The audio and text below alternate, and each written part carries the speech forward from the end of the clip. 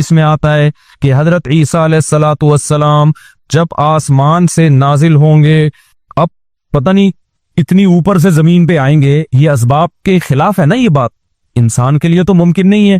جب آپ زمین کے خول سے باہر جاتے ہیں آکسیجن ہی ختم ہو جاتی ہے، زندہ رہنا ممکن نہیں ہے، لیکن عیسیٰ علیہ السلام کو اللہ نے اپنی قدرت سے زندہ رکھا ہوا ہے۔ جب قرب قیامت میں دمشق میں عیسیٰ علیہ السلام آئیں گے تو حدیث میں آتا ہے کہ امام مہدی شام میں نماز کے لیے کھڑے ہوئے ہوں گے، عصر کی نماز کے لیے، مصلی پہ مینار ہے، اس پہ کون نازل ہوگا؟ حضرت عیسیٰ علیہ السلام۔ تو مینار سے پھر سیڑھیاں لگائی جائیں گی حضرت عیسیٰ کے اترنے کے لیے۔ کمال کی بات ہے، اللہ وہاں سے یہاں تک آ گئے، تھوڑا سا تو رہ گیا فاصلہ، چھوڑا یار تم لوگ کس بن میں نہیں آ رہا۔ ابے سوال پیدا ہوتا ہے کہ جب ادھر سے ادھر تک آ گئے تو تھوڑا سا تو رہ گیا ہے نا، اب یہاں سیڑھیاں کیوں لگائی جا رہی ہیں؟ بھائی دنیا کیا ہے؟ دارالاسباب، ادھر سیڑھیوں سے جانا ممکن نہیں تھا، وہ اللہ اپنی قدرت سے ہی لے گیا۔ یہ دنیا دارالاسباب ہے، یہاں پہ کیا لگیں گی؟ سیڑھیاں لگیں گی، وہاں سے نیچے اتریں گے، اتنے بڑے بڑے پال ہوں گے جن سے پانی بہ رہا ہوگا، کیونکہ حضرت عیسیٰ علیہ السلام کو جب سولی پہ لٹکایا جا رہا تھا اس وقت آپ نے غسل کیا تھا، تو اللہ نے ان کی شکل کا کوئی آدمی کر دیا اور عیسیٰ ابن مریم کو آسمانوں پہ اسی حال میں اٹھا لی۔ اور قرب قیامت میں جب نازل ہوں گے تو عصابۃ تغزو مع عیسیٰ ابن مریم، نبی نے فرمایا میری اس امت کے لیے جنت کی ضمانت ہے جو عیسیٰ ابن مریم کے ساتھ مل کے جہاد کرے گی۔ حضرت عیسیٰ نے آتے ہی کیا کرنا ہے؟ جہاد کرنا ہے۔ تو اور پھر ایسا جہاد ہوگا اما الاسلام و اما السیف، یا تو اسلام ہے یا تلوار ہے، بیچ کا کوئی راستہ نہیں ہے۔ اور تقاتلون الیہود، سب سے پہلے لڑائی کس سے ہوگی؟ یہود سے ہوگی، عیسیٰ ابن مریم کی، کیونکہ یہود نے آپ کو قتل کرنے کی کوشش کی تھی، تو اللہ تعالیٰ عیسیٰ ابن مریم ہی کے ذریعے ان سے انتقام لیں گے۔ خیر، اب ایسا نہ ہو کل وہ امام مہدی آ جائے۔ آج کل مارکیٹ میں امام مہدی کے نام پہ منجن دکھ رہا ہے، ہر تھوڑے دن میں کوئی مہدی۔ میرے والد صاحب ایک واقعہ بتایا کرتے تھے، ہماری محلے کی مسجد میں ایک آدمی بہت نیک تھا، عبادت کرتے کرتے نا اس کی کھوپڑی گھوم گئی اوپر سے۔ بعض لوگ بہت زیادہ عبادت کرتے ہیں، دماغ خشک ہو جاتا ہے، خوراک ہوتی نہیں ہے، ہنسی مزاح کی کوئی بات ہی نہیں ہوتی، تو اوپر سے سیٹنگ کیا ہو جاتی ہے؟ آؤٹ۔ تو اس کی سیٹنگ آؤٹ ہو گئی، برا نہیں تھا وہ۔ میرے والد صاحب کے پاس آیا، کہنے لگا، میرے والد صاحب کو لوگ حافظ صاحب کہتے تھے، حافظ صاحب ایک بات آپ سے کرنا چاہتا ہوں، آپ ذرا نیک آدمی لگ رہے ہیں، صرف آپ سے کروں گا، کسی اور سے نہیں۔ والد صاحب نے کہا کیا؟ کہتے ہیں مجھے نا کچھ الہامات ہو رہے ہیں کہ امام مہدی میں ہی۔ والد صاحب ہمیں یہ واقعہ سنا رہے تھے، کہتے ہیں کہ میں نے اس سے کہا کہ بس مجھے بتا دیا، میرے علاوہ کسی کو قطعاً نہیں بتانا، ورنہ حالات کا میں ذمہ دار، کوئی بھی بیل دے گا، صحیح ہے نا؟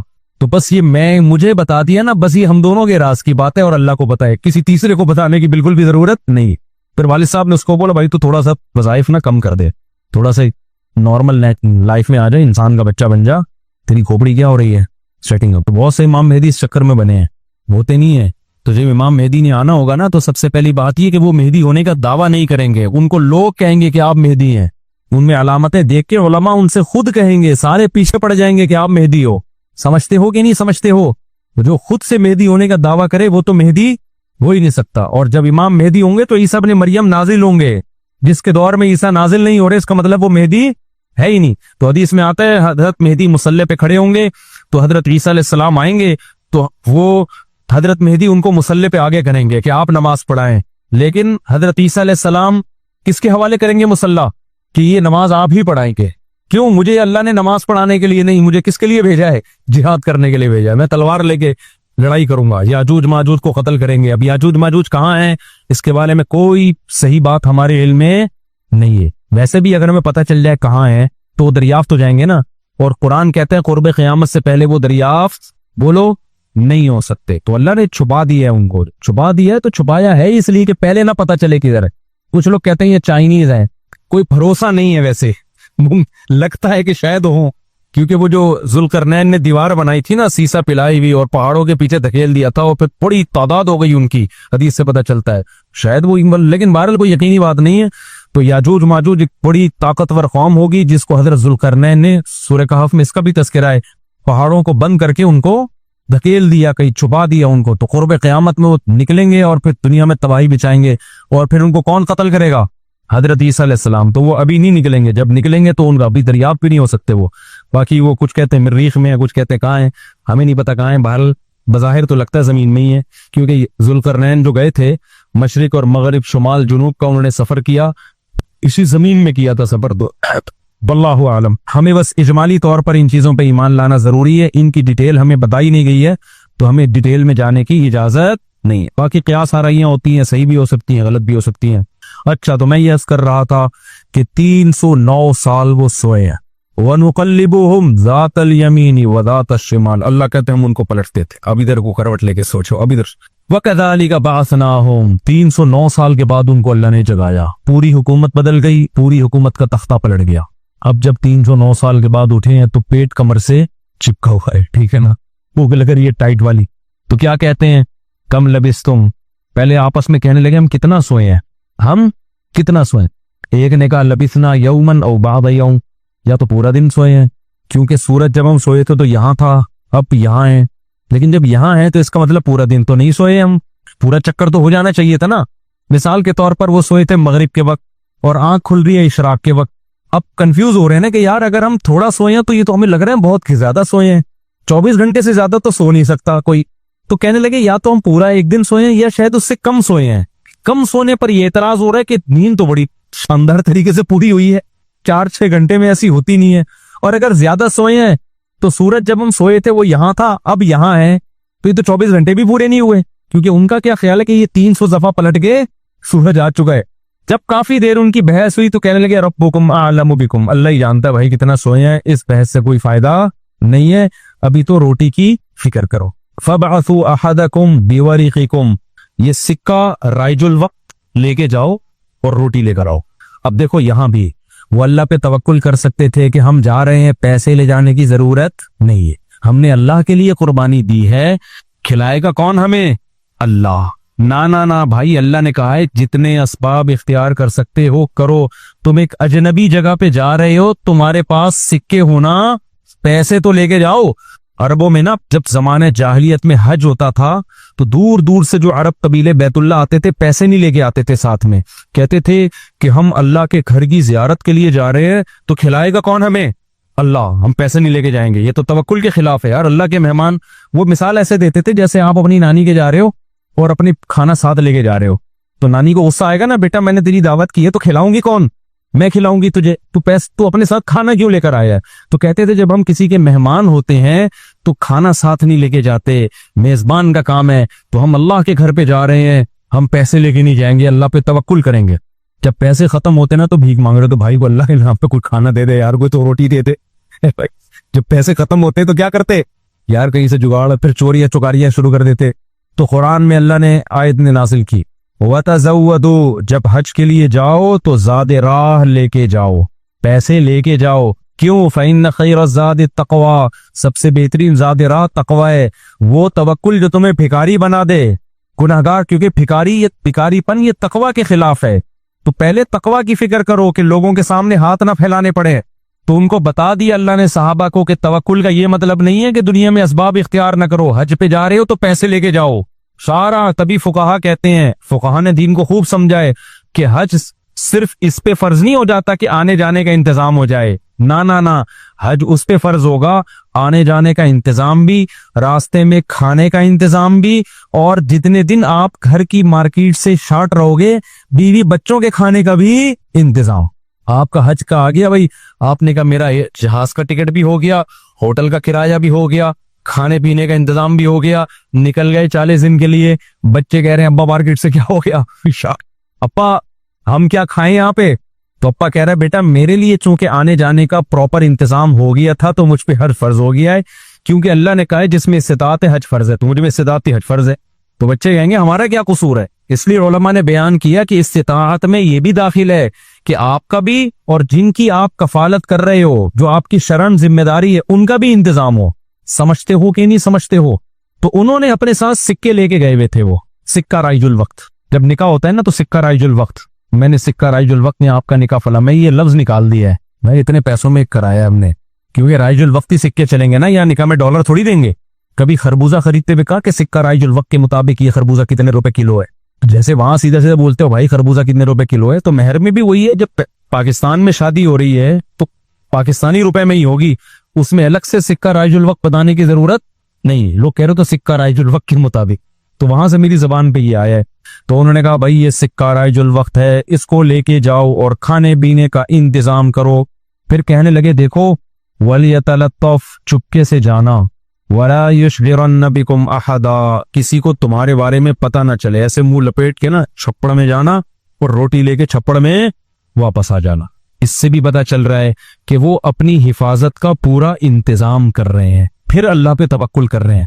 कुत्ता भी साथ लेके जा रहे हैं ताकि अजनबी लोगों से हमारी हिफाजत हो, ये भी पूरा इंतजाम। और उसके बाद भी एक बंदे को भेज रहे हैं, भाई लिपट के जाना, पता ना चले, पकड़े ना जाएं हम।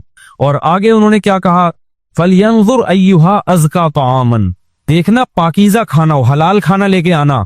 इससे भी पता चलता है कि चूंकि गैर मुस्लिम रियासत थी ना, वहां उन पर वाजिब था कि खाना खरीदने से पहले तहकीक कर लें कि हराम है या हलाल। इस्लामी मुल्क में इस तहकीक की जरूरत नहीं है क्योंकि हलाल ही होता है।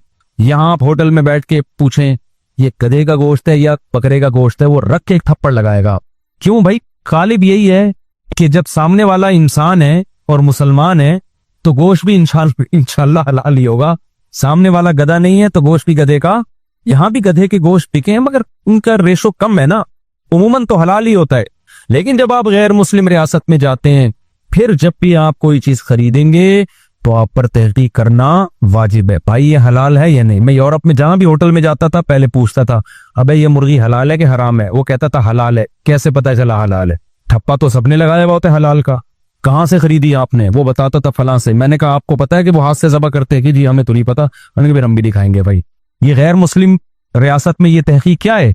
इत्मीनान हो जाए कि हाँ जी हाथ का ज़बीहा है, बिस्मिल्लाह अल्लाहू अकबर के कह रहा है तो फिर आप खा सकते हैं, अदरवाइज नहीं खा सकते आप। फिर आप चिलगोज़े खाएं, कुछ भी खाएं, गुजारा करें आप, समझते हो?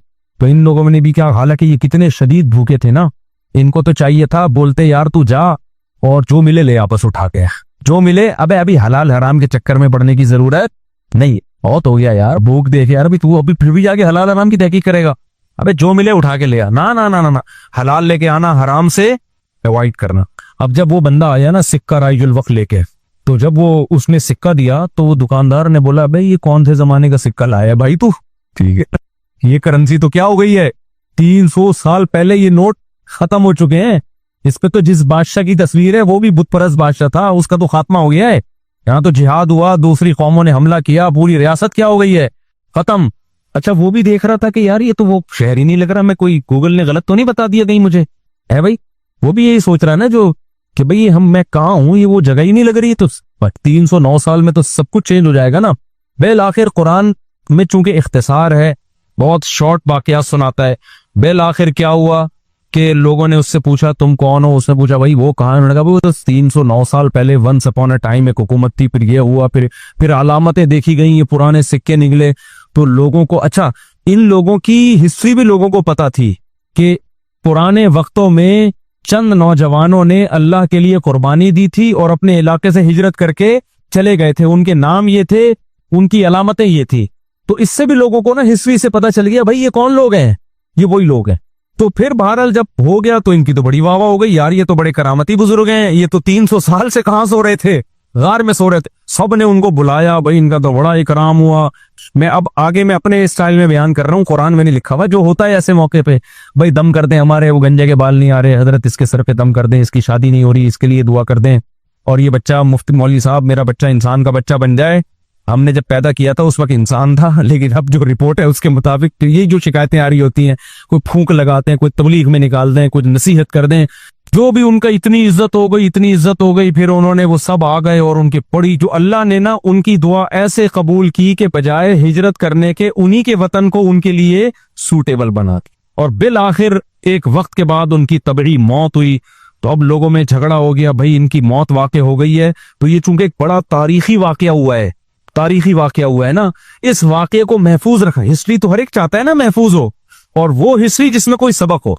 तो किसी ने कहा हम कुब्बा बनाएंगे, किसी ने कहा हम क्या बनाएंगे, लेकिन जो गालिब लोग थे, जिनको अल्लाह ने गलबा दिया था, उन्होंने कहा लनत्तखिदन्ना अलैहिम मस्जिदा, हम इनके गार, कहा जाता है कि उसी गार में उनको दफन किया गया, जिस गार में उन्होंने जिंदगी गुजारी ना, हम इनके गार के करीब एक मस्जिद बनाएंगे ताकि उस मस्जिद में नमाज भी हो, इबादत भी हो, अकीदा तौहीद भी जिंदा रहे, क्योंकि इन्होंने कुर्बानी तौहीद के लिए दी थी, और मस्जिद तौहीद का सबसे बड़ा जरिया है। मस्जिद बताती है कि सिर्फ अल्लाह को पुकारा जाएगा, तो उन्होंने फिर वहां मस्जिद बना दी। तो अब बाज लोग इससे कहते हैं, इससे पता चलता है मज़ारों पे मस्जिदें बनाना जायज है।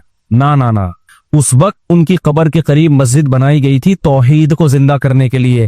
اب قبروں پہ مسجد بنانے سے توحید کا بیڑا غرق ہوتا ہے. اب شرک اور بت پرستی پھیلتی ہے اس سے. اس لیے علماء کہتے ہیں اب قبرستانوں میں مسجدیں نہیں بنائی جائیں گی. ان کی نیت کچھ اور تھی, آج کچھ اور ہونے لگتا ہے. آج قبروں کا سجدہ ہونے لگتا ہے وہاں پہ, اس لیے آج منع کیا جائے گا اس عمل سے. سمجھتے ہو کہ نہیں سمجھتے؟ تو اس واقعے میں ہمیں کیا سبق ملتا ہے؟ اس واقعے سے ہمیں سبق ملتا ہے کہ جو اللہ کے لیے قربانی دیتا ہے اللہ اس سے غافل نہیں ہوتا, اللہ غیب سے اس کی مدد کرتا ہے. وَتَرَكْنَا بَعْضَهُمْ يَوْمَئِذٍ يَمُوجُ فِي بَعْضٍ, اور ہم ان میں سے بعض کو, یعنی جو یاجوج ماجوج ہیں ان میں سے بعض کو, یومئذ جس دن ایسا ہوگا, جس دن اللہ کا وعدہ آئے گا اور یہ دیوار ٹوٹے گی, یموج فی بعض, ہم ان کو ایسا کر دیں گے کہ یہ ایک دوسرے میں گھس رہے ہوں گے. یہ مضمون احادیث میں آیا ہے. دیکھیں قرآن میں اور احادیث صحیحہ میں جو یاجوج ماجوج اور اس دیوار کا ہمیں ملتا ہے نا, میں صرف اس کو آپ کے سامنے بیان کروں گا. باقی اس بارے میں ڈیٹیل میں آپ جائیں گے تو بہت کچھ آپ کو انٹرنیٹ پہ بھی مل جائے گا, مفسرین کی کتابوں میں بھی مل جائے گا, اور لوگوں کی اپنی اپنی تحقیقات ہیں, اپنے اپنے تبصرے ہیں. نہ میں ان تبصروں کو صحیح کہہ رہا ہوں نہ غلط کہہ رہا ہوں, کتابیں بھری ہوئی ہیں, وہ آپ جائیں پڑھیں اس کو. لیکن جتنی بات قرآن سے اور صحیح احادیث سے یاجوج ماجوج کے بارے میں ثابت ہوتی ہے, میں صرف اس کو آپ کے سامنے ابھی پیش کر رہا ہوں. پہلا عقیدہ تو یہ ثابت ہوتا ہے کہ یاجوج ماجوج ایک قوم ہے, انسان ہے, وہ کوئی انسانوں کے علاوہ کوئی الگ مخلوق نہیں ہے, لیکن ہے بڑے فسادی. دوسری بات یہ بہت قدیم ہے, ذوالقرنین جب گئے تو اس سے پہلے کی یہ قوم ہے اور زمین میں پہلے سے فساد مچا رہی ہے, لیکن بہت زیادہ ان کی کثرت نہیں تھی جتنی کثرت قرب قیامت میں ہوگی, کیونکہ نسل ان کی بہت تیزی کے ساتھ بڑھ رہی ہے. تیسری بات یہ ہے کہ اللہ نے ان کو دنیا کے کسی حصے میں رکھ کے چھپا دیا ہے. چھپایا اس لیے ہے کہ ان کے ظاہر ہونے کا ایک ٹائم ہے, اور وہ ہے حضرت عیسیٰ علیہ السلام کا دور. حضرت عیسیٰ ابن مریم کے دور میں یاجوج ماجوج ظاہر ہوں گے. تو اسی کو آپ چوتھا پوائنٹ بھی کہہ سکتے ہیں. تیسرا پوائنٹ کیا ہو گیا کہ ان کو چھپا دیا گیا ہے. لہذا یہ جو لوگ کہتے ہیں نا یاجوج ماجوج دریافت ہو گئے, فلاں جگہ ہے فلاں جگہ ہے, تو بھائی ہمیں جب ایک چیز چھپا دی گئی ہے اور ایک ٹائم بتا دیا گیا ہے کہ اس ٹائم پہ ظاہر ہوں گے, تو اس سے پہلے وہ دریافت ہو ہی نہیں سکتے. پہلے دریافت ہو گئے تو اس کا مطلب نبی صلی اللہ علیہ وسلم کی گویا پیش گوئی غلط ہو گئی. تو جو جس کا ٹائم ہے اسی ٹائم پہ وہ ظاہر ہوں گے. چوتھی بات میں نے جیسے بتائی کہ حضرت عیسیٰ علیہ السلام کے دور میں وہ ظاہر ہوں گے. پانچویں بات, صحیح حدیث سے یہ بات ثابت ہے کہ یاجوج ماجوج وہ جو دیوار بنی تھی اس کو چاٹتے رہتے ہیں, ختم کرتے ہیں. اب چاٹنا کا جو لفظ حدیث میں ہے اس سے مراد زبان سے چاٹنا بھی ہو سکتا ہے, اور یہ کنایا بھی ہو سکتا ہے کہ اس کو ختم کرنے کی کوشش میں لگے ہوئے ہیں. اور ایسے چاٹنا, جب ہم کوئی چیز چاٹتے ہیں نا تو بہت تھوڑی تھوڑی وہ ختم ہوتی ہے. تو اتنی موٹی اتنی بڑی دیوار ہے کہ وہ انہوں نے اپنی اسٹرگل اور اپنی محنت نہیں چھوڑی ہے, تو وہ دیوار کو کسی نہ کسی طریقے سے گھسائی میں اس کے لگی رہتے ہیں. تو زبان سے بھی چاٹنا ہو سکتا ہے اور کسی اور طریقے سے اس کو ختم کرنے کی کوشش بھی مراد ہو سکتی ہے. اور حدیث میں آتا ہے کہ ایک دن آئے گا وہ جب ختم ہونے والی ہوتی ہے نا, تو وہ کہتے ہیں کہ ہم کل اس کو دوبارہ شروع کریں گے اور کل ہم اس کو ختم کر دیں گے. لیکن وہ اللہ تعالیٰ اپنی قدرت سے دوبارہ اس دیوار کو اتنا ہی موٹا کر دیتے ہیں جتنا ذوالقرنین نے کیا تھا. تو قرب قیامت میں جب حضرت عیسیٰ علیہ السلام کا ظہور ہوگا تو وہ یہ کہیں گے ہم انشاءاللہ اس کو کل ختم کریں گے. تو انشاءاللہ کا لفظ جب استعمال کریں گے, کیونکہ وہ قوم ہے کافر, وہ اللہ پہ اعتماد کرنا, اللہ پہ توکل کرنا یہ چیز نہیں ہے. جیسے کافر تو نہیں کہے گا نا اللہ نے چاہا تو وہ اللہ پہ یقین نہیں رکھتے. تو وہ جب اللہ کا نام لیں گے اور کہیں گے کہ اللہ نے چاہا تو ہم اس کو کل ختم کر دیں گے, تو پھر اسلام کی وجہ سے وہ دیوار ختم ہو جائے گی. اس کی مثال ایسے جیسے حدیث میں آتا ہے پچھلی قوموں میں ایک نوجوان تھا جو جادوگر کے پاس بھی جاتا تھا اور راہب کے پاس بھی جاتا تھا, جس کا سورہ بروج میں تذکرہ ہے, والسماء ذات البروج میں. تو جب وہ نوجوان پکڑا گیا, وہ مسلمان ہو گیا تھا, بادشاہ نے اس کو بھیجا تھا جادوگر کے پاس کہ جادو سیکھے, لیکن وہ راہب کے پاس جاتا, عیسائیت سیکھی اس نے اور نیک مسلمان بن گیا. تو بادشاہ نے اس کو قتل کرنے کی حتی الامکان کوشش کی, مگر وہ قتل نہیں ہو پا رہا تھا. بادشاہ اس کو پہاڑ پہ بھیجا اپنے سپاہیوں کو لے کے کہ پہاڑ سے لے جا کے اس کو گرا دو, لیکن اللہ نے مدد کی کہ وہ سپاہی گر گئے, یہ بچ گیا. بادشاہ نے حکم دیا اس کو سمندر میں لے جا کے غرق کر دو, وہ سارے سپاہی غرق ہو گئے, یہ بچ گیا. تو کسی بھی طرح سے اس کی قتل کی کوششیں کامیاب نہیں ہو رہی تھی. تو اس نے بادشاہ سے کہا کہ تو اگر مجھے قتل کرنا چاہتا ہے نا تو چوک پہ کھڑا کر کے تیر مجھے مار اور کہے کہ بسم اللہ وربی ھذا الغلام, اس نوجوان کے رب کے نام سے میں اس کو قتل کرتا ہوں. تو اللہ کا نام لے کے مجھے مارے گا تو میں قتل ہو جاؤں گا. نوجوان یہ قربانی اس لیے دے رہا تھا کہ بادشاہ جب پوری پبلک کے سامنے اللہ کا نام لے گا تو لوگوں کو یقین آ جائے گا کہ بھئی اللہ کا نام لینے سے تو کام ہو گیا, اور اللہ کا نام لیے بغیر کام نہیں ہو رہا تھا. تو جو بادشاہ اللہ کو مانتا نہیں تھا